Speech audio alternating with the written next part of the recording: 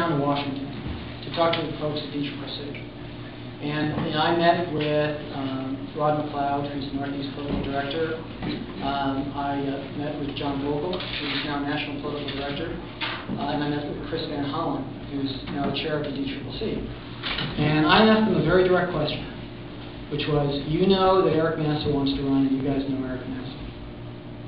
So if you guys feel that Eric is the guy that you want as the candidate, then as a loyal Democrat, what I will do is I'll step aside, because you need to have the support of the national organizations, without a doubt, absolutely necessary.